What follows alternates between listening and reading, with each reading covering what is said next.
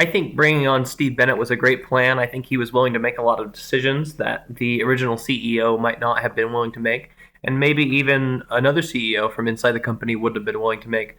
Their culture was so close knit, and they were so close to each other that it's possible that that was kind of getting in the way of making the most logical business decision.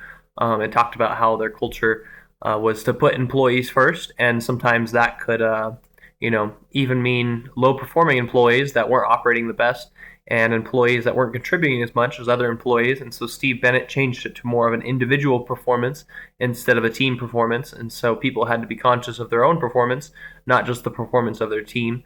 Also, he changed from customers first to, the right customers first, customers that were a benefit to the company and were actually helping the company to produce instead of being a drain on the company.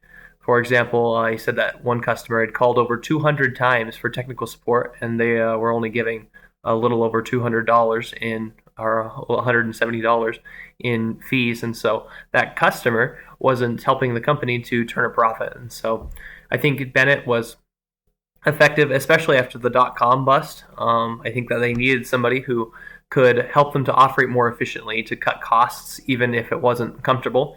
And it talks about how a lot of the employees weren't comfortable with it.